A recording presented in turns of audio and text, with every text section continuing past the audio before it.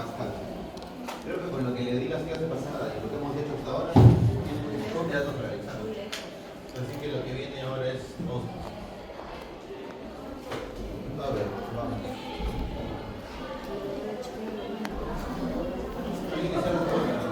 Amiga, ¿puedes ponerlo ahí en tu carpeta? O pasarle hacia adelante que lo ponga ahí separado. Mauricio, ¿lo puedes poner en...?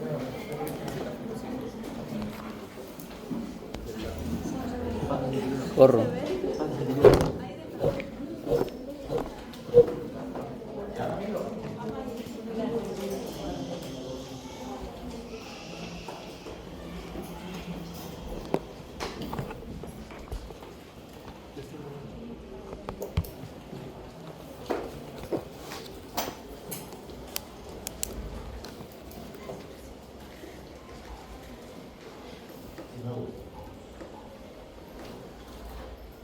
Muy bien. Acá tienen un ganglio linfático. Por si no se acuerdan. ¿Cuál es el linfoma más frecuente? El linfoma no Hodgkin. Los no Hodgkin, los más frecuentes son los linfomas De células de células grandes. de los cuales el linfoma de difuso se lleva la base. Hay criterios generales para decir cuándo hay un linfoma.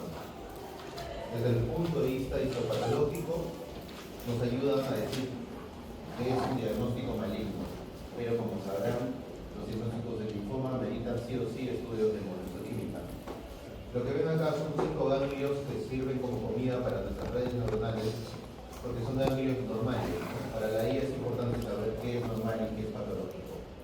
Para ustedes como humanos, les voy a decir qué características son aquí tranquilizadoras. Primero tenemos estructuras que tienen bordes bien definidos.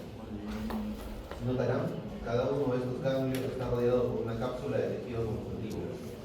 Si esto fuera maligno, el tejido linfoide saldría por fuera de la cápsula. Así que uno de los primeros criterios para decir morfológicamente que un ganglio puede ser maligno es la invasión capsular. También es importante saber de que entre el parénquima linfoide y la cápsula, lo que estoy señalando acá es la cápsula y lo que está acá es el parénquima linfoide. Entre el parénquima linfoide y la cápsula se abre paso a algo que se denomina como seno subcapsular, que es como una especie de vía por donde pasa el líquido linfático. Los detritus y cosas del exterior llegan al ganglio a través del mediastino ganglionar y se dirigen hacia el seno subcapsular, hacia esta zona. ¿Ok? Cuando hay un linfoma, ocurre algo similar a lo que se ve aquí. El borramiento del seno subcapsular. En esta región del ganglio no hay seno subcapsular y eso es anormal. Entonces ya tenemos dos criterios morfológicos para sospechar un linfoma. Uno, compromiso de la cápsula o expansión extracapsular. Y dos, borramiento del seno subcapsular. Tres, en los ganglios linfáticos normales nosotros vamos a encontrar unas estructuras ovoides que se conocen como folículos linfoides. Los folículos linfoides le dan este aspecto nodular a los ganglios.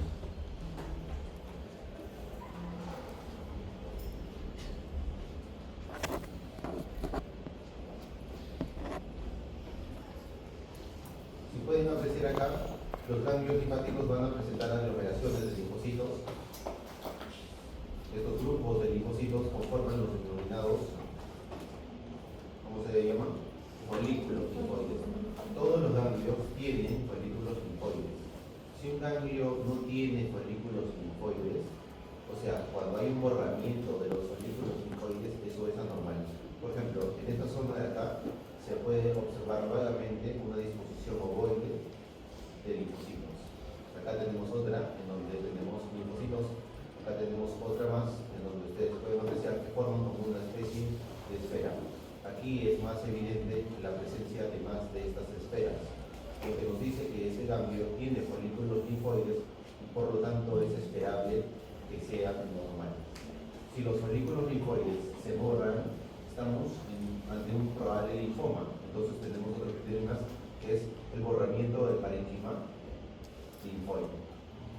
Hay un linfoma que hace folículos y es el linfoma folicular, que tiene un patrón folicular, ¿ya? Pero en este caso no se trata de un linfoma folicular, ¿ok? Ahora, hay también el linfoma de Hodgkin. El linfoma de Hodgkin se caracteriza porque casi todo lo que vemos en el campo es benigno y las células malignas son apenas escasas. Por ejemplo, en un linfoma de Hodgkin, estas tres de aquí serían las malignas y el resto sería benigno. En los linfomas de Hodgkin, la población neoplásica es escasa. Y claro, eso facilita el entrenamiento, ¿no? Muy bien, sigamos. Entonces, ¿cuáles son los criterios? 1. Borramiento del parénquima. 2. Compromiso del seno subcapsular. Y 3. Invasión de la grasa perinodal o compromiso extracapsular o invasión de la cápsula o extensión extracapsular. O sea, que el parénquima salga de su ubicación normal. Acá tenemos otro ejemplo de otro ganglio. Miren, que vemos acá. Perdón, vamos a regresarlo como se vería normalmente. Tenemos acá un ganglio, dos ganglios linfáticos. Los ganglios linfáticos tienen bordes bien definidos, significa que la interfaz entre la grasa y el ganglio es bien definida. En un linfoma nosotros encontraríamos algo como esto, la salida del tejido adiposo por fuera del ganglio. Entonces acá identificamos que casi la mayor parte del ganglio tiene bordes bien definidos, pero hay ciertas zonas como esta de aquí y esta de aquí en donde no se respeta eso y el parénquima ganglionar se ve alterado, en este caso por salida hacia el tejido adiposo perinodal, ¿no? Si nosotros nos acercamos, podemos notar aquí cómo la cápsula ha desaparecido.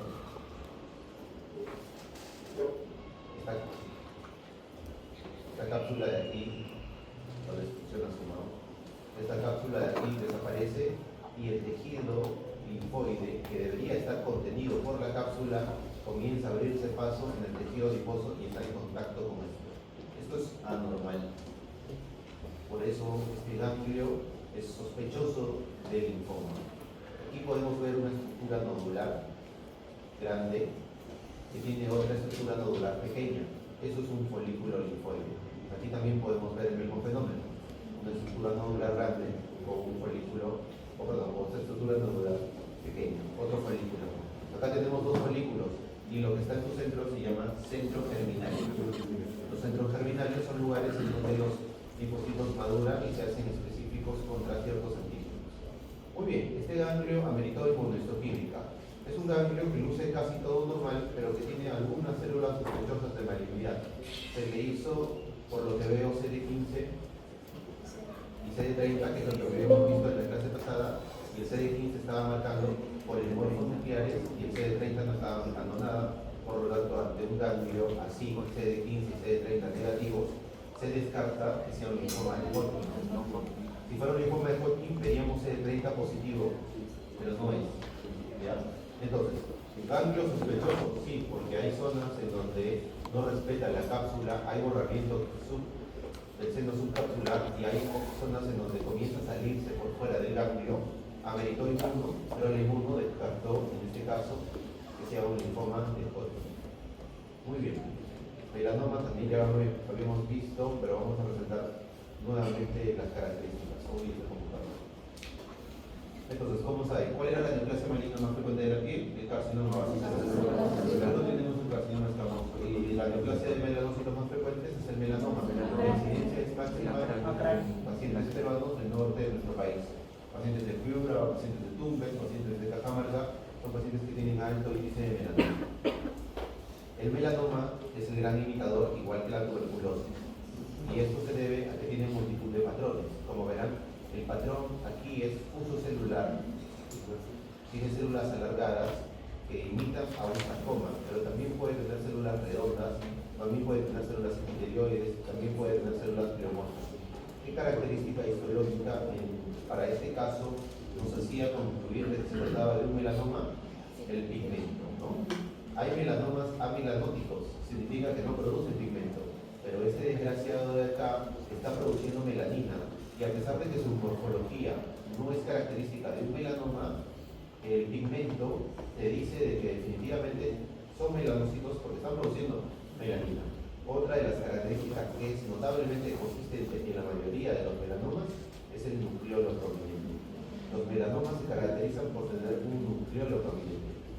cosa es el núcleo, que es todo esto, y otra es el nucleolo.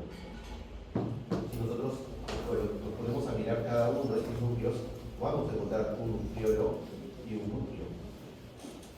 Nucleolo, núcleo. Nucleolo, núcleo. Entonces ya tenemos varias características de melanoma. 1. Gran limitador. 2. Múltiples patrones histológicos. 3. Nucleolo prominente. 4. Pigmento. ¿Cuál era el melanoma más frecuente que se encontraba? El melanoma acral. Melanoma acral. Hay varios tipos de melanoma, pero ese es uno de los más frecuentes de encontrar. Entonces, paciente de 68 años con una mancha oscura, con una neoplasia maligna, con patrón difuso celular, con presencia de pigmentos y presencia de nucleolo prominente, es compatible con tratamiento, escisión de toda la lesión, o en este caso amputación, dependiendo del nivel. Muy bien. Sigamos, ¿en qué me quedé? Acá tenemos una mama. La causa más frecuente de mastitis en nuestro país es la mastitis crónica idiopática o inespecífica. Significa que nadie tiene ni idea de por qué sucedió. Son muchos agentes los que pudieran aparecer como sospechosos, ¿no? Mala dentadura, infecciones locales, ropa inadecuada, no aseos, presencia de animales, tatuajes, esporas, etc. Acá lo que tienen es una biopsia core de mama que muestra, en este caso, una mastitis crónica severa y que tiene granulomas. Estos granulomas son estas estructuras mal definidas que tienen células gigantes. Entonces, una mastitis crónica granulomatosa en nuestro país, principal sospecha, tuberculosis. Hay que hacerle ¿qué tipo de tinción? Sí, el Nielsen. Entonces, es una mastitis crónica granulomatosa y la paciente es tuta y hacerle tinción de el Nielsen para descartar tuberculosis. También se hace tinción PAS para descartar una mastitis crónica por agentes micóticos y se hace tinción GRAM para descartar una mastitis crónica por bacterias Gram positivas. Muy bien, lesiones del cuello uterino. Para hacerles recordar que ya también hemos revisado esto, el agente etiológico más frecuentemente asociado a las displasias del cuello uterino es el virus del papiloma humano. Hay virus del papiloma humano de alto y bajo riesgo, 6 y 11 y 18. La mayor parte de los virus del papiloma humano van a generar displasia. Los del alto riesgo generan displasia de alto grado. Vamos con un epitelio escamoso relativamente normal. Este no es tan normal, pero nos ayuda, ¿no? En un epitelio escamoso normal tenemos a la denominada capa de células basales. Se localiza en la primera parte, la parte más cercana a la membrana basal. Esta capa de células basales posteriormente madura y termina en queratinocitos no queratinizados en el cervix uterino. Pero cuando el virus ataca, cuando el virus infecta y el virus del papiloma humano infecta a la zona de transición, zona donde un escamo columnar, que es la zona de prima infección, ocurre un acúmulo de proteínas E6 y E7 que desregulan el ciclo celular, interviniendo en la replicación del G53, del Ki67 y en el retinoblastoma. Este acúmulo de anomalías genéticas conlleva la aparición de displasia de bajo grado y luego displasia de alto grado. La displasia de alto grado y la displasia de bajo grado se diagnostican de esta forma. Una displasia de bajo grado es aquella en donde el compromiso solamente ocurre a nivel del epitelio o del tercio superficial, mientras que en las displasias de alto grado todo el espesor del epitelio está tomado. Aquí tenemos un ejemplo de una displasia de bajo grado. Aquí es donde tenemos que las primeras capas están conservadas, pero luego aparecen estas células con un núcleo irregular, muy oscuro, con la presencia de un halo claro perinuclear. Esto se denomina coilocito, y la presencia de coilocitos distribuidos en el epitelio superficial es diagnóstica de DIC1 o displasia de bajo grado. Conforme progresa la acumulación de material genético erróneo, la displasia se extiende ya hasta la base. Como vemos, el epitelio basal comienza a tener células pleomorfas, alargadas, gigantes, hipercromáticas, súper feas, que se extienden hasta la superficie. Tenemos entonces así un compromiso de todo el espesor del nexo cervix y por lo tanto una displasia de alto grado. ¿Ya? Entonces, displasia de alto grado, compromiso de todo el espesor cervical, virus de papiloma humano de alto riesgo o de bajo riesgo. El tratamiento es el cono. Como no es un cáncer, porque esto no es cáncer, miren, todo el espesor del epitelio está tomado, pero no se trata de una neoplasia maligna, porque lo que está acá separando a esta zona del estroma es la membrana basal, y la membrana basal, como verán, no se ha roto, es decir, la lesión está sumamente localizada. Al no infiltrar el estroma, esto no es un cáncer y por lo tanto el tratamiento no es agresivo, el tratamiento se trata de un cono. ¿Ok? Si el tumor se extendiera y rompiera la membrana basal y se extendiera al fondo, así como está graficando, esto ya sería un carcinoma y la paciente necesitaría tratamiento, ¿no? Radioterapia, braquiterapia, cirugía de sepsis cervical, como traqueotomía o esterectomía sin salpingoforectomía, o dependiendo de la variedad con salpingoforectomía. Luego tenemos a los pólipos endometriales, que son básicamente sobrecrecimientos de las glándulas y del estroma. Naturalmente hay una relación glandular-estroma, que los pólipos es las glándulas representan más del 50% de volumen que el estroma. Hay más glándulas que estroma. En este caso, los pólipos endometriales se diagnostican por, les mencioné también la clase pasada, por la presencia de vasos engrosados, ¿no? Los vasos engrosados son muy característicos de los pólipos endometriales y te permiten diagnosticarlos con seguridad. Vamos a buscarlo. Aquí está, ¿no? Bueno,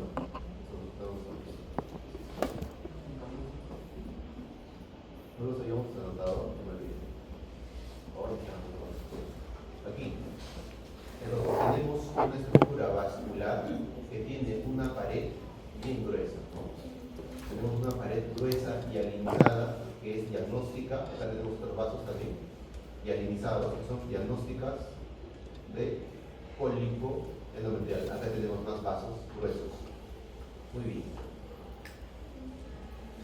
Sigamos. ¿Qué tenemos acá? Otro. Esto ya es un carcinoma escamoso de cuello uterino. Los carcinomas escamosos van desde pobremente diferenciado, medianamente diferenciado y bien diferenciado. ¿Ya? Los últimos, los pobremente diferenciados son los de peor diagnóstico. También ya discutimos esto. Ya ustedes saben qué es un cáncer de mama. Ya les mostré también la metástasis ósea de cáncer de mama. Ya hablamos del colangiocarcinoma y sus factores de riesgo. Carcinoma de células claras endometriales, es aquí donde nos quedamos. Existen varios neoplasias malignas del endometrio. El más frecuente es el carcinoma endometrioide. Los carcinomas endometrioides se gradúan en grado 1, 2, 3, dependiendo qué tanto componente sólido tienen. Los de grado 1 tienen menos del 30% de componente sólido. Los de grado 2 tienen de 5 a 50% de componente sólido y los de grado 3 tienen más del 50% de componente sólido. ¿Qué eres? Ya. Seguimos. Uno de los carcinomas que podemos encontrar es el carcinoma de células claras, cuyo nombre denota que tiene un citoplasma claro. Es un cáncer agresivo. Este le pertenece a una paciente. El carcinoma de células claras, además de tener un citoplasma claro, tiene un nucleolo prominente y tiene estos cuerpos eosinofílicos. Tres características que te llevan al diagnóstico. Entonces, uno, muy bien, neoplasia maligna del endometrio con cuerpos eosinofílicos. Dos, nucleolo prominente. Y tres, citoplasma claro. Es un carcinoma de células claras. Es un cáncer agresivo. Se considera un cáncer de endometrio grado 3. Es el único carcinoma de endometrio junto con el seroso del lado que no se gradúa. El resto sí. Pronóstico mediano, moderadamente. ¿Qué tenemos acá? Acá tenemos un fragmento de piel que muestra una neoplasia de anexos. Esto es poco frecuente encontrar. Es una neoplasia que proviene de glándulas sudoríparas, ¿ya? Sí, como es poco frecuente y es de especialidad, creo que no sería justo para esto. Acá, ¿qué tenemos? A ver, acá tenemos una biopsia. Es una biopsia de duodeno. Es una biopsia de duodeno y muestra, ya me acordé de este paciente. Este es un paciente con una lesión en el duodeno.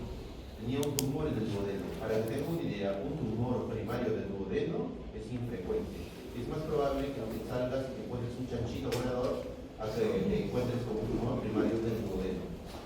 Y este paciente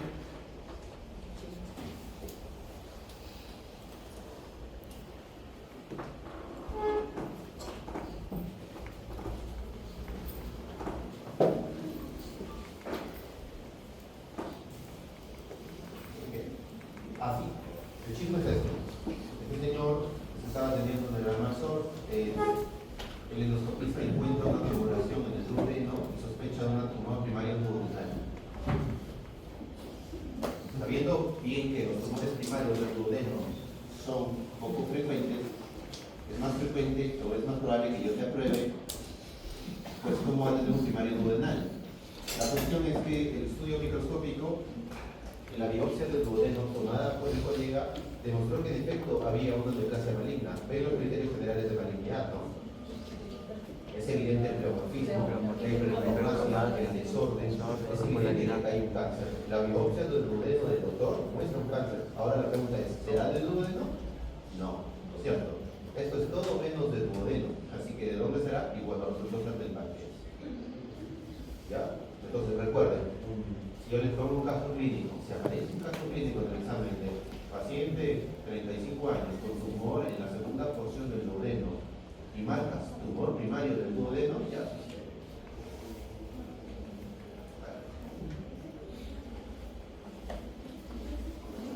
A ver, ¿qué tenemos por acá? Otra vez la misma biopsia. Nada más. Muy bien. Terminamos con ¿qué día?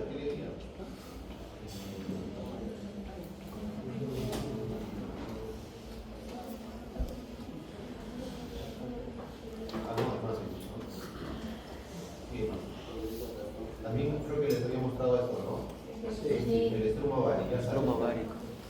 Presencia de Tejido tiroideo ectópico en el ovario, estroma ovárico, y es lo más raro que haga un carcinoma primario de tiroides. Es una rareza, nunca lo van a ver. Acá tenemos a los, ¿cómo se llama este signo? El de la huerta Lord Fanny Ace, ¿no es cierto? Ojos de la característico y carcinónico. Carcinoma papilar tiroideo. Carcinoma papilar ya de tiroides. O sea, si dicen ojos de la huertanita Annie, marquen carcinoma papilar de tiroides. Vienen en el examen anal, vienen con arena, son pequeños. Sí, en la huertanita. ¿Cómo te bien sabes el otro mío, obviamente. Seguimos. Por acá. ¿Qué tenemos? Acá tenemos una biopsia de cervix. Una biopsia de cervix que muestra un área de displasia, ¿no? En este caso relacionada con virus de papiloma humano. Nada interesante, ya discutimos eso. Acá, ¿qué tenemos? Esta es una biopsia de hueso. No sé qué veo acá, pero ya.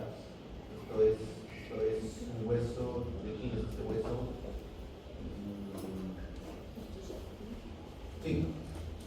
Este hueso le perteneció a una niña de 11 años que ya no tiene pierna. La paciente tenía una tumoración en la tibia proximal que destruía toda la epífisis y la metáfisis de la tibia. Las biopsias múltiples que se le hicieron no revelaban ninguna neoplasia, porque claro, todo era sangre y necrosis. Hasta que entró un doctor y le sacó un buen pedazo de hueso, ¿no? O mejor dicho, una buena biopsia.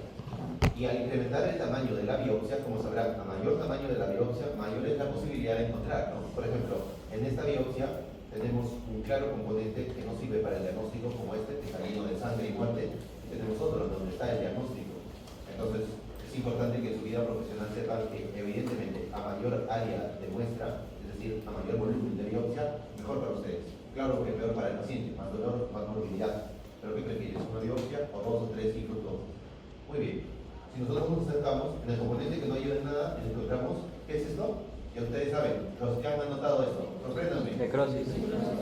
Wow, muy bien, hijos míos, esto es necrosis tumoral, no ayuda al diagnóstico. Entonces nos movemos a una zona que sí nos ayude. Y acá ya nos encontramos con algo muy evidente. Primero, que hay un hueso y es un hueso neoplásico. Es un hueso neoplásico porque no hay trabéculas en el cuerpo humano tan largas. Entonces, por definición, cualquier neoplasia maligna del cuerpo humano que tenga esto, que son huesos, es un osteosarcoma. Hay varios tipos de osteosarcomas. Hay el osteosarcoma de superficie de alto grado, que es el peor de todos, es el más agresivo y el que tiene el peor pronóstico. Luego tenemos al osteosarcoma parostal, que es lo contrario a este, es bueno, es chévere, va muy bien. Luego tenemos al osteosarcoma convencional, el osteosarcoma de células gigantes, el osteosarcoma telangiectásico, etc. ¿Ya? Pero vámonos con dos cosas. Primero, hay un osteosarcoma de superficie de alto grado, que es el que tiene esta niña, o mejor dicho, tuvo, que hay un osteosarcoma parostal. El parostal, no sé si lo tengo, puede que sí. Hay cientos de láminas en estos úteros. Pero en este de acá, que nos ha tocado, tenemos al osteosarcoma de superficie de alto grado. Característica, es una neoplasia maligna, en donde aparecen células de alto grado nuclear. Como verán, las células toman la morfología que les da la gana. Algunas son grandes y otras son enormes. No tienen ni siquiera una forma definida, cada una crece por su propio lado. ni decir que el índice de mitótico es descontrolado y las mitosis son muy frecuentes. Pero gracias a Dios, el bandido produce hueso. Entonces, ante una neoplasia maligna que produzca hueso, es un osteosarcoma.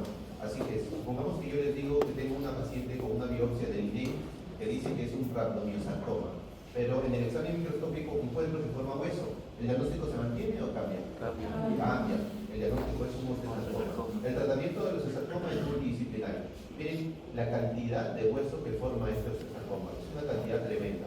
En este caso, para la niña fue la desarticulación completa del miembro inferior y la radioterapia.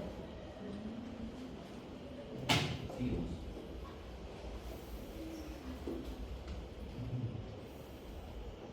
Ojo, los osteosarcomas son tumores primarios de hueso. ¿Cuál es el tumor primario de hueso más maligno, más frecuente? Pero que sepan que los osteosarcomas también pueden provenir del músculo. Estos se denominan osteosarcomas extraesqueléticos. Son raros de encontrar, pero pueden suceder.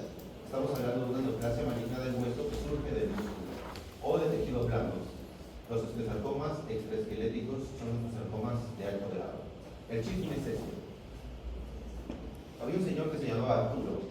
El señor refiere que hace 6 meses estaba en su ducha, se le cae el jabón y él, al momento de recogerlo, se resbala y choca su muslo contra una parte del muro de su ducha. ¿Cómo será su ducha? Solo Dios sabe.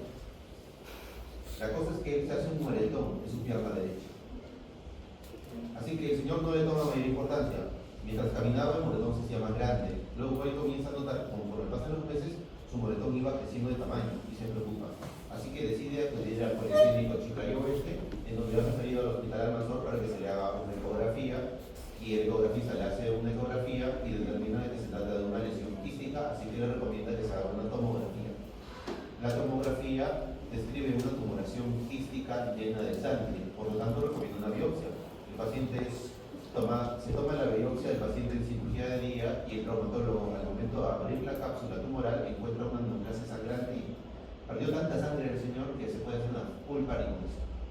El señor logró sobrevivir después de perder un montón de sangre y lo que se observó fue, en efecto, lo que acabamos de ver, una neoplasia formadora de hueso, un osteosarcoma. Pero el hueso del señor estaba normal, pero era un osteosarcoma. Así de pesado es. Si forma hueso, porque no es en el hueso, es un osteosarcoma.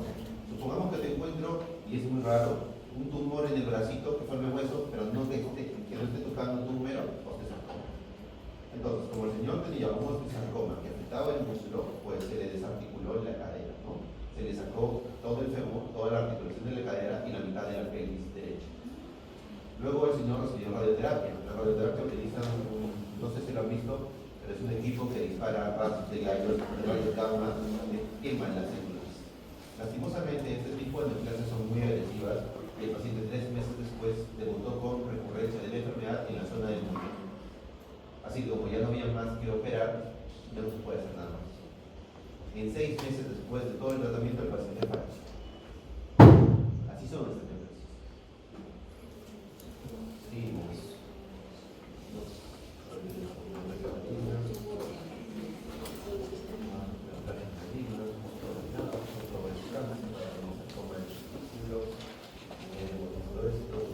Una muestra más procesada de los TME, osteosarcoma, lo mismo, forma de hueso, el dermatofibroma, una empresa de luna,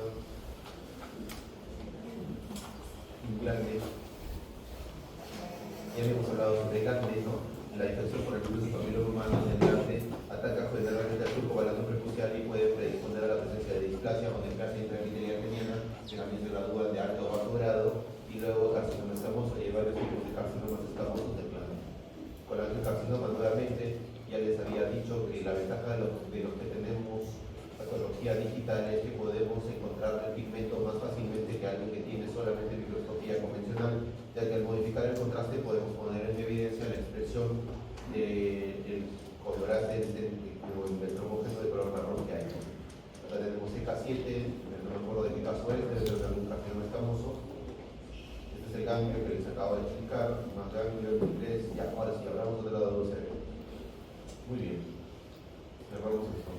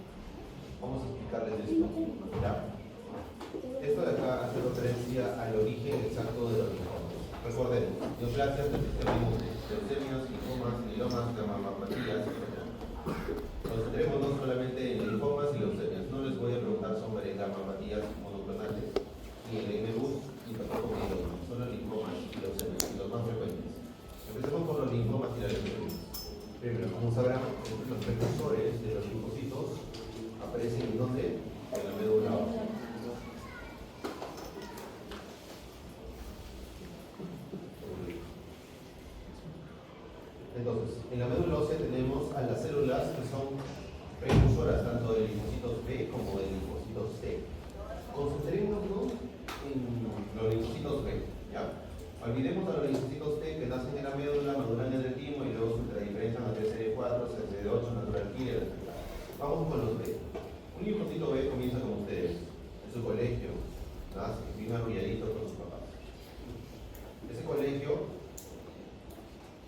es el huesito, en concreto en la médula ósea. En la médula ósea están los denominados células bebé progenitoras. Esos son ustedes cuando estaban en inicial, todos chichitos. Posteriormente, ustedes maduran y van a primaria, y ya tenemos a las denominadas células bebé. Y luego van a secundaria y tienen ustedes a las células B inmaduras. Esas son las líneas de diferenciación. Van de linfocitos progenitores hasta linfocitos inmaduros. B, estamos hablando solo B. Y todo eso ocurre en la médula ósea. Entonces, las células madre de linfocitos B, médula ósea. Los linfocitos B inmaduros, médula ósea. Pero un linfocito B de inmaduro no es de utilidad para nuestro sistema inmune, ya que no sabe reconocer lo propio de lo ajeno. Necesita ir a una universidad en donde tiene que capacitarse. Entonces, el linfocito B tiene que salir del colegio, postular a la universidad e ingresar. Esa universidad es el ganglio linfático. El ganglio linfático es como la universidad del señor Cipá. ¿Ya? Entonces, aquí están ustedes y en el ganglio linfático los...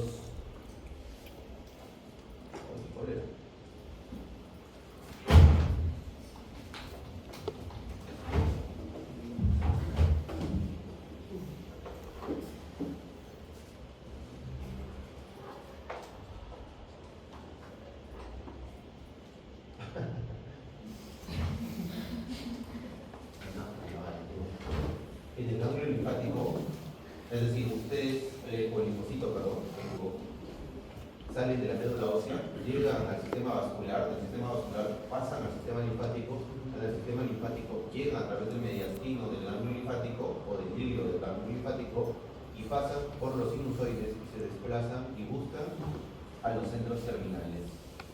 Entonces, si el ganglio linfático es como en la Universidad Señor de Zipán, los centros terminales son como las aulas en las que están ahora mismo. Ahora mismo ustedes son linfocitos aprendiendo que está bien y que está mal. ¿Ya? Entonces, vamos a ver. Acá todo esto es el ganglio linfático y el centro terminal es el aula.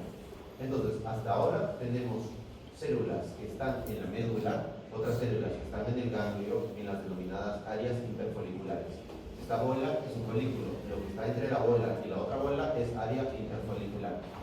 Son compartimientos. El ganglio tiene un compartimiento subcapsular, un compartimiento folicular, un compartimiento interfolicular, un compartimiento iliar. A su vez, el ganglio en los folículos tiene un centro germinal, el folículo, la zona del manto y la zona marginal. De adentro hacia afuera, centro germinal, folículo, manto, marginal. Marginal más afuera que manto. Manto más afuera que folículo. Folículo más afuera que centro. Es importante que se aprendan estos compartimentos. Muy bien. Entonces, ustedes necesitan ingresar al centro germinal, porque en el centro germinal van a estar estas células dendríticas foliculares. Básicamente, las células dendríticas foliculares somos los docentes y les enseñamos a ustedes qué está bien y qué está mal. Las células dendríticas foliculares tienen antígenos y epítopos y les dicen, oye, el linfocito, mira, este es el epítopo de la bacteria de la chica que me besó ayer. Y este es el epítopo de la chica que te agarraste en feria. Este es el epítopo de tu hormali. ¿Se entiende, no? Entonces, las células dendríticas foliculares cumplen el papel de mostrarle los epítopos de diferentes antígenos, de diferentes estructuras orgánicas a los linfocitos. Esas estructuras orgánicas son todo lo que sea vivo, bacterias, virus, hongos, células epiteliales de otras personas, etc. También pueden ser sustancias inertes, pero esto es menos común porque en orden de átomos son más pequeños. Entonces, la célula dendrítica soy yo y este eres tú. Así, todo chiquito y feo. Una vez que tú logras superar el centro germinal, se logras aprobar el curso, sales del centro germinal y te ubicas en el área del manto imaginal. El área del manto es afuera de la universidad, cuando estás postulando tu trabajo. El área marginal ya sería la clínica privada en donde vas a trabajar. O mejor aún, el manto es como un hospital del Estado donde te pagan una miseria y la clínica es tu trabajo de verdad. ¿Ya? Entonces, tú empiezas en el colegio, en el huesito, pasas a la universidad, entras al aula, sales al hospital y tienes que trabajar con tu negocio propio, tu carro, tu restaurante, lo que quieras. Esa es la zona marginal.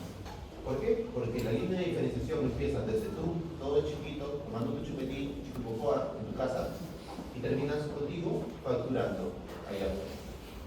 El célula B progenitora es la más madura y el linfocito de tipo célula plasmática es la más madura. Este eres tú como Goku bebé aterrizando en el planeta Tierra y este eres tú como Goku Super Saiyajin inclusión no sabe qué cosa. ¿Ya? ¿Se entiende? Las cosas claras. La última línea de diferenciación linfocítica B es el plasmocito. Muy bien. ¿Por qué les estoy explicando todo esto, niños? Porque los linfomas de células B pueden aparecer de cualquier parte de estos compartimentos. Un linfoma puede aparecer a partir de células precursoras dentro de la médula, puede aparecer en el intersticio del ganglio, puede aparecer en el centro terminal, puede aparecer en el manto o puede aparecer en forma marginal. Por si no se entendió. ¿Tiene hijos? No, es cierto. Yo sí los quiero votar. ¿Qué me limitan no hacerlo? ¿Cómo? ¿Qué me limitan no votarlo? Ah, ya. Vale. Mire, los linfomas pueden aparecer a partir de cualquiera de estos compartimentos. Es decir, en cualquiera de estos sistemas, estas células pueden tener errores genéticos y transformarse en malignas. Si el linfoma se origina en la médula ósea, se puede convertir en una leucemia. En realidad, casi todas las leucemias se originan de la médula ósea. Acuérdenlo, ¿no? Leucemias. La leucemia más frecuente originada de la médula ósea es la leucemia linfoblástica aguda de células B. L-L-A-B. Recuerden. ¿Ven qué dice acá? Leucemia / linfoma. ¿Cuál era la diferencia entre una leucemia / linfoma? La expresión en sangre, ¿no? Si el paciente tiene más plasmas en sangre que tejidos, ¿cuál era el punto de corte para decir que un paciente tiene leucemia? Más de 20% de plasmas. Si tienes más de 20% de plasmas en sangre, tienes una leucemia. Si tienes más de 20% de plasmas en tejidos, tienes un linfoma linfoblástico. De ahí viene el término. Una cosa es linfoblástico, que hace referencia a inmaduros, y otra cosa es linfocítico, que hace referencia a maduros. Luego, ¿qué pasa si las anormalidades ocurren en las áreas interfoliculares? Por ejemplo, en el área del manto, pues tienes a un linfoma de células del manto. La transformación neoplástica ocurre en la zona del manto. ¿Qué pasa si la transformación neoplástica ocurre dentro del centro germinal? Pues tienes a los linfomas centrogerminales, de los cuales tienes al linfoma folicular, al linfoma de Burkitt, al betifuso células grandes, el linfoma de Hodgkin. Les enseño esto porque esto viene en los exámenes. ¿Cuál es un linfoma centrogerminal? Burkitt. ¿Cuál es un linfoma del manto? Las células del manto. ¿Cuál es un linfoma de primaria y medulosa? La leucemia linfoclásica. ¿Cuál es una leucemia postcentrogerminal? El mieloma, el plasmocitoma, el linfoma linfoplasmocítico y el linfoma mal, o el linfoma zona marginal. Perdón, es alergia a ustedes. Así que, ¿cuál es su tarea, bebés? Su tarea es aprenderse estos nombres que están abajo y dónde se ubican en este gráfico, que de acá vienen varias preguntas. ¿Ya? Entonces, ¿cuál es el linfoma más frecuente? El linfoma de difuso células grandes. Y como verán, es un linfoma centrogerminal. ¿Cuál es el segundo linfoma más frecuente? El linfoma folicular. Y como verán, es un linfoma centromarginal. ¿Cuál es el otro linfoma más frecuente? El linfoma marginal. ¿Cuál es su ubicación? Es marginal. ¿Cuál es la leucemia más frecuente? La LLAP, leucemia linfoclásica aguda B. ¿Cuál es su localización más frecuente? Medulosa. Porcentaje, más del 20% de blanco. Las células de red Stellar, características de los linfomas de Hodgkin, ¿son células centrogerminales o postcentrogerminales o precentrogerminales? Son centrogerminales. Que también esa es otra terminología. Todo lo que esté por fuera del centro germinal es precentrogerminal. Y lo que está por fuera, pero en un nivel de diferenciación posterior, es postcentrogerminal. Es decir, tú en el colegio eres precentrogerminal. Tú en tu hospital o en tu clínica eres postcentrogerminal. Entonces, los linfocitos son educados por las células dendríticas, quienes presentan antígenos para que ellas aprendan a reconocer qué es propio y qué es ajeno. Cuando un centrocito aprende a reconocer muy bien los antígenos propios y ajenos, se convierte en algo que se denomina centroblasto. Y el centroblasto es el siguiente step de diferenciación y él dice, muy bien, ya tengo mi título de la CEPAM, me voy del centro germinal. Y sale el centro germinal y el centroblasto vive como una denominada célula plasmática de larga vida. Es decir, ustedes esperando encontrar trabajo. Si ustedes logran encontrar trabajo en su primer hospital, se convierte en un plasmocito.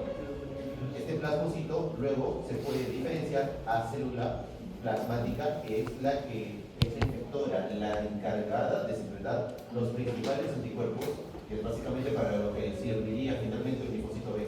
Diferenciarse a célula plasmática y secretar anticuerpos.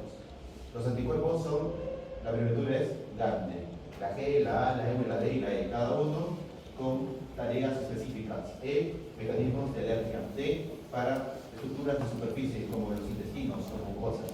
La M, para la sangre y infecciones tempranas. La A, también para defensa de barreras de mucosas, de saliva, de estructuras tubulares. Y la G, que es la mejor inmunoglobulina para combatir de forma crónica enfermedades.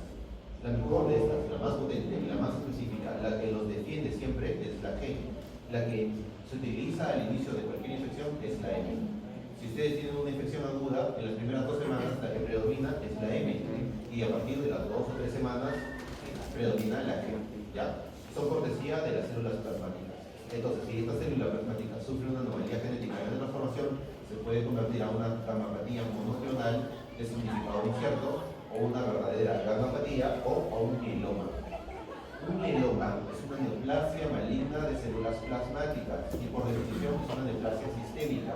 Es decir, el mieloma afecta a todas las estructuras de tu cuerpo, al sistema vascular, a tu sistema óseo y el tejido blando. Es muy raro, pero un mieloma puede estar localizado. Si un mieloma está localizado en un tejido y no está asociado con un daño sistémico, la neoplasia se denomina plasmocitoma. Y en concreto, su nombre adecuado es plasmocitoma solitario. Muy bien, aquí hemos terminado con los linfomas. Esta diapositiva que se les acabo de mandar el enlace al Telegram es de vital importancia porque de acá vienen un par de preguntitas muy seguro para el examen. Así que ya tienen las pepas, mis niños, chipetos. Mientras su computadora muere, seguimos con la teoría.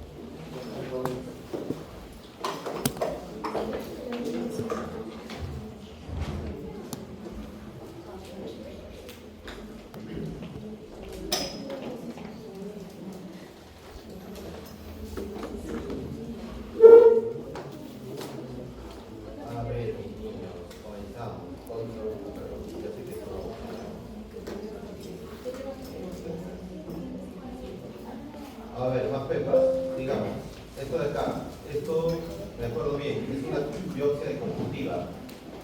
La mayor parte de las lesiones del ojo, es decir, de la región perioritaria, son carcinomas vasocelulares. En la conjuntiva podemos encontrar lo que se denomina lunares. Su nombre más correcto son nevus.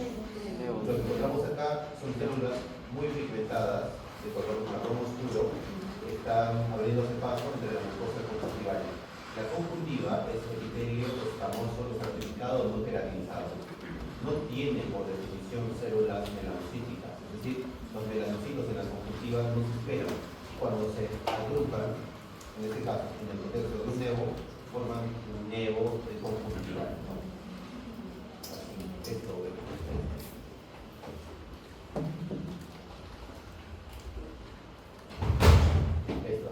¿Ya? Entonces van a tener pacientes que les van a consultar porque ha aparecido súbitamente, en poco tiempo, una mancha de color marrón oscura. Esto sí es un peligro. Una mancha de color marrón oscura en la conjuntiva. Y tú le vas a decir, ah, sí, una araña te picó.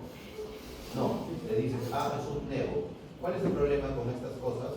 De que, claro, dependiendo de su tamaño, de la irregularidad, de la cantidad de pigmentación, de la velocidad de crecimiento y de la zona de instauración, se puede convertir evidentemente en un melanoma.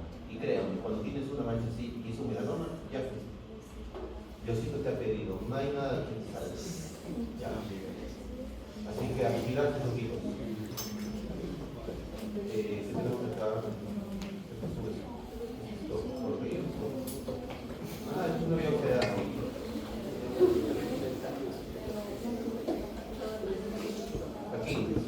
Aquí lo que tenemos es un parénquima hepático. Muy bien. Esto no es oncológico, es solamente una hepatitis interfase. Seguimos. Muy bien, acá hay algo interesante. Esto es una inmunohistoquímica para un anticuerpo que se utiliza actualmente de rutina para hacer el diagnóstico indirecto de infección por virus de papiloma humano. Ya todo eso es una pregunta. Es el marcador de inmunohistoquímica P16. Primero, la proteína P16 está presente en todas las células de forma normal. Todas las células tienen proteínas P16, pero no las tienen sobreexpresadas. La P16 interviene en la regulación del ciclo celular y la maduración celular. Como el virus produce oncoproteína E6 y oncoproteína E7, la producción de P16 se dispara y por lo tanto las células sobreexpresan P16 y se desregula el ciclo celular. El P16 vendría a ser como la gasolina para cualquier vehículo. A mayor cantidad de gasolina puedes ir más rápido y más lejos. Lo mismo sucede acá. Las células comienzan a sobreexpresar P16 y comienzan a crecer descontroladamente y en este caso formar todo lo que ven aquí, ¿no? Una neoplasia. Por eso es que la inmunohistoquímica para P16 positiva es un marcador indirecto de infección por virus de papiloma humano. Y lo que ven acá es una biopsia de cervix con P16, lo que confirma el origen por virus de papiloma humano del cáncer de este paciente. ¿Ya? Hasta ahí ya les he dado 4 preguntas. Cáncer, P16, P7, P16, proteína de expresión indirecta, regula el ciclo celular. Muy bien. Ah, y les doy otra más. Para considerar al P16, el P16, por cierto, la inmunohistoquímica no se interpreta como positiva o negativa, como creen la mayoría de los civiles o doctores no entrenados. La inmunohistoquímica se interpreta de acuerdo a los niveles y cantidades de expresión. El P16 tiene 3 formas de interpretarse. El P16 puede ser P16 nulo. Lo que estoy señalando es estroma, pero supongamos que sea cáncer. Un P16 nulo hace referencia a que no se está expresando nada de P16. Eso es completamente anormal. Lo normal es que las células expresen P16. No mucho, pero que expresen. Si no lo hacen, es nulo. El P16 nulo se considera positivo. ¿Me entienden? Entonces, lo normal es que yo encuentre en ustedes moneditas de 10 céntimos, ¿no? Porque son todavía pobres. Si no tienen nada, son muy pobres y eso es anormal. Entonces, acá no tenemos nada de secreción de P16 y eso es completamente anormal. El P16 nulo se considera positivo y luego tenemos al P16 sobreexpresado. Se considera que un P16 está sobreexpresado cuando hay un grupo de 20 o más núcleos adyacentes completamente positivos, tanto nucleares como citoplasmáticos. Es decir, la expresión de P16 debe ser nuclear y citoplasmática para que se considere positivo. Y tienen que estar afectados 20 núcleos de manera continua. Esto se denomina positividad en bloque y también te indica que el P16 es positivo. En un P16 negativo es esto: las células expresan P16 pero de manera escasa y discontinua. Esto es normal. Entonces, el P16 puede ser P16 nulo, que es positivo, puede ser P16 en bloque, que es positivo, y el único que es negativo es el disperso, P9, citoplasmático sin nuclear o nuclear sin citoplasmático. También vienen preguntas de eso, así que no se mareen. Si yo les digo que tenemos una neoplasia maligna con expresión nuclear y citoplasmática en bloque fuerte y difusa de P16 sub P16, positivo. Si tengo un cáncer de cervix con células malignas que no expresan P16 sub P16, positivo. Digamos.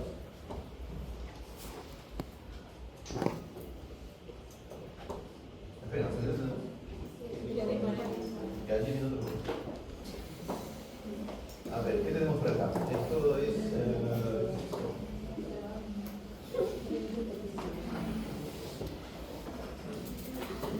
no veo bien. Acá.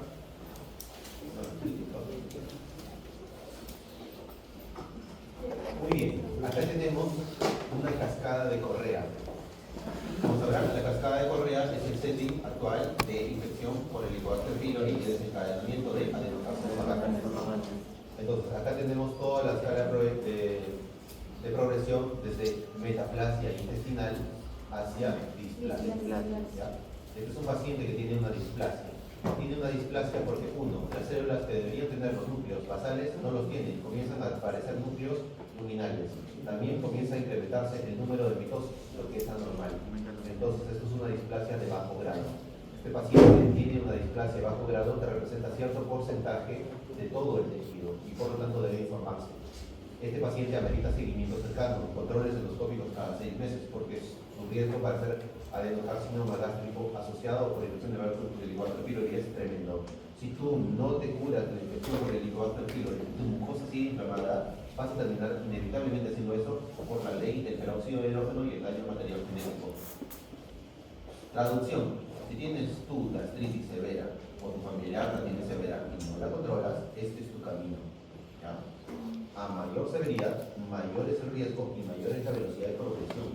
Recordemos que los polimorfos nucleares, estas cositas de acá, están liberando peróxido de hidrógeno para tratar de eliminar el virus, a la bacteria, y como no lo eliminan, el peróxido de hidrógeno lo que hace es dañar el material genético adyacente. Así que tienes granadas explotándose en tu mucosa a cada rato. Combina eso con una velocidad de replicación rápida que tiene la mucosa gástrica y vas a tener ahí displasia. ¿Ya? Acá tenemos más ejemplos de gastritis, qué aburrido, más otra gastritis más. Estos nosotros los acumulamos para mostrarles cosas normales a la vida. Acá tenemos una biopsia de colon. Los adenocarcinomas de colon son una de las neoplasias más frecuentes de encontrar, tanto en hombres como en mujeres. El adenocarcinoma de colon puede afectar al colon derecho, al transverso, o al ciego, o al sigmoides, o al recto. Los adenocarcinomas de colon, según la bibliografía, son más frecuentes en el colon derecho, pero por experiencia les digo que lo más frecuente es encontrarlo tanto en el izquierdo como en el derecho. ¿Ya? Todavía es más frecuente y ligeramente más frecuente encontrarlo en el derecho. Así que si tienen que marcar dónde se localiza con más frecuencia, es en el colon derecho, en concreto en el ciego o en el colon ascendente. La mayoría de adenocarcinomas de colon son adenocarcinomas moderadamente diferenciados. Si el adenocarcinoma se parece mucho a las glándulas normales, es bien diferenciado. Si se parece un poco con glándulas mal formadas como esta, es moderadamente diferenciado. Y cuando es completamente sólido y no forma glándulas, es pobremente diferenciado. Lo que tenemos acá es una biopsia de colon. Como verán, hay múltiples fragmentos. Los protocolos actuales de gastroenterología indican que se deben utilizar al menos 10 fragmentos de biopsia, o sea, 10 biopsias. El endoscopista tiene que utilizar 10 veces la zona del tumor. Y como verán, de todas las biopsias, solamente aquí y aquí aparece cáncer. O sea, el rendimiento diagnóstico de esta biopsia fue apenas del 20%. Por lo tanto, si el endoscopista no hubiera muestreado tanto y tan amplio, nunca hubiera llegado al diagnóstico. Y el paciente hubiera tenido que ser sometido nuevamente a una colonoscopia. Entonces, como sabrán, 10 biopsias aseguran de que aparezca el cáncer. Las pinzas de las biopsias de los endoscopistas, de los gastroenterólogos, solo toman la mucosa superficial y muchas veces el adenocarcinoma está profundo y nunca van a llegar. Como sabrán, una colonoscopia es un proceso que necesita anestesia y puede ser complicado. Así que 10 biopsias y tienes un rendimiento de un adenocarcinoma de colon. El tratamiento de los adenocarcinomas de colon es hasta ahora la resección del espécimen. A menos que esté en estadio 4, es decir, que tenga metástasis a distancia, los adenos de colon se operan con márgenes negativos. Se busca lo que se denomina cirugía R0. Hay varios tipos de cirugía. Una cirugía R0 es aquella cirugía en donde el cirujano ha visto macroscópicamente que no ha dejado tumor y el patólogo le dice que no hay microscópicamente tumor. Cirugía R0, lo que todo cirujano oncólogo desea. Macro, sin tumor, lo operé, doctor André, y yo no dejé nada de tumor. Muy bien, doctor, sus márgenes están limpios. Perfecto, eso es R0. Cirugía R1, el doctor me dice, André, lo operé, no dejé nada de tumor. Doctor, el margen está comprometido. O sea, macro, él dejó limpio, micro, yo le digo, está cochino. Eso es R1. Cirugía R2, cuando el doctor no puede hacer nada. Macro, deja cáncer, ha hecho una cirugía de rescate, y micro, te informa que hay cáncer. ¿Se entiende, no? Entonces, si yo la opero a ella y le digo, ella tiene una cirugía R2, significa que el cáncer dentro de ella lo hizo el cirujano y yo. Y si la opero a ella y le digo que tiene R1, significa que el cirujano no dejó cáncer, pero yo le encontré cáncer en el margen. Como sabrán entonces, lo ideal es que te operen de cáncer y te tengas una cirugía R0. ¿Ya?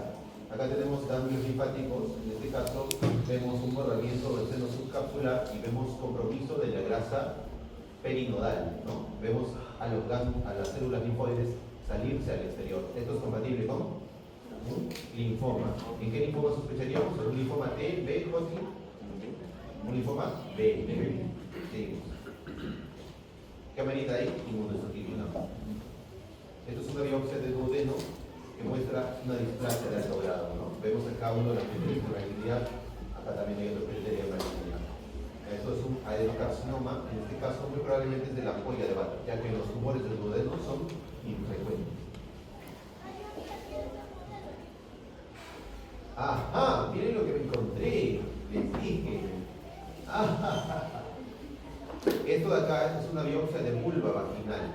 La paciente se había sometido a lo que se denomina rejuvenecimiento vulvar, que consiste en la inyección de ácido hialurónico en la vulva vaginal, para de esa forma concretar algo que se denomina armonización vulvar, ¿no? Muchas mujeres, especialmente posmenopáusicas, tienen atrofia de la región vulvar y pérdida de la armonización vulvar.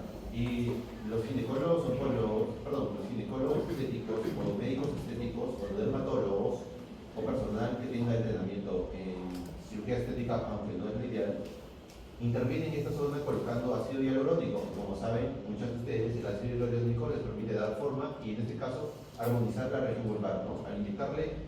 Al inyectarle ácido hialurónico a la dermis vulvar, le dan mayor volumen a la vulva y se logra la armonización vulvar. Pero lo que pasó con la paciente es que la paciente hizo una reacción granulomatosa a un cuerpo extraño que en este caso es el ácido hialurónico. Entonces lo que tenemos acá es la piel de la vulva, lo que tenemos acá es la dermis y este líquido aspirado es el ácido hialurónico que se le coloca a la paciente. El ácido hialurónico es una sustancia inerte que no genera ninguna reacción a cuerpo extraño porque nuestro cuerpo no la reconoce como ajeno, ya que los linfocitos que se entrenaron en los centros terminales, a ellos se les enseñó, oye, esto es ácido hialurónico, no lo vayas a matar, así que lo que te inyectan no debería generar ninguna reacción, pero como verán, en algunos pacientes ocurre y la reacción a cuerpo extraño hace que esto se inflame y esto se convierta en una zona muy dolorosa. Además, el ácido hialurónico fue inyectado en tal cantidad que generó una obstrucción vascular y por lo tanto los vasos de la dermis se trombosaron y se volvieron congestivos. Entonces lo que pasó es que el procedimiento al momento de inyectar ácido hialurónico lo inyectó en tanta cantidad que ocluyó vasos linfáticos y terminó por alterar toda esa zona, destruyendo la vulva de la paciente. Es tan chiste, ¿no? Ahora ya saben, siempre hagas esos procedimientos con personal capacitado. Acá tenemos lo mismo, igual ácido hialurónico en la región dérmica de la vulva. Muy bien, 4 minutos. Acá tenemos un adenocarcinoma, y este es un adenocarcinoma de endometrio. ¿Cuál era el adenocarcinoma de endometrio más frecuente? El endometrioide. Lo que viene acá es un adenocarcinoma endometrioide de endometrio. ¿Ya? El adenocarcinoma endometrioide de endometrio, el tratamiento estándar es la cirugía, la histerectomía. Histerectomía más disección ganglionar y congelación es lo indicado. Es decir, te van a sacar el útero, el patólogo lo va a ver durante la cirugía y encima te van a sacar los glándulos. ¿Ok? Acá tenemos otra biopsia, en este caso es de estómago y muestra un adenocarcinoma. ¿Cuáles son los criterios histopatológicos que te permiten a ti decir con seguridad que hay un cáncer en todo el tracto gastrointestinal? Son tres cosas que son canon o máximas para decir que una neoplasia adeno, de tipo adeno existe en el tracto gastrointestinal. Primero, para decir que las glándulas son malignas, tiene que haber algo que se denomina cribas, que es cuando las zonas glandulares forman proyecciones luminales, así como estas, ¿no? Hay puentes que unen unas proyecciones con otras y forman lo que se denomina cribas. Esto se conoce como glándulas cribiformes. Entonces, se llaman cribiformes porque aparecen espacios entre ellos y células neoplásicas formando puentes. Entonces, primer criterio histopatológico para decir que una neoplasia es maligna en todo el tracto gastrointestinal es la formación de cribas. El otro criterio histopatológico es lo que se denomina como necrosis sucia luminal.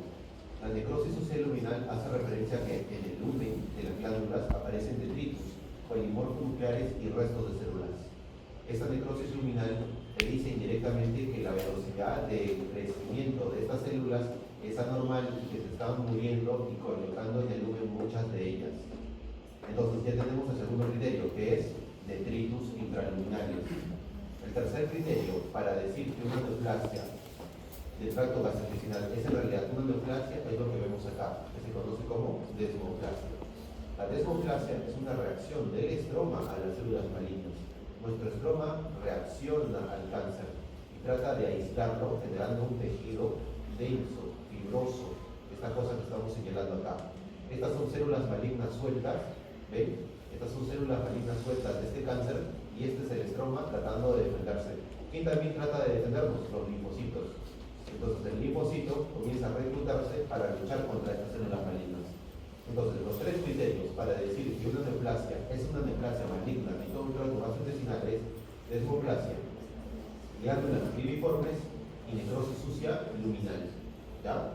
Si un tumor en el colon, en el estómago, en el duodeno, en el páncreas, en el yeyuno, en el esófago, en el ilion, en el apéndice o en el recto, tienen esos tres criterios, con seguridad se puede diagnosticar que se trata de un adenocarcinoma.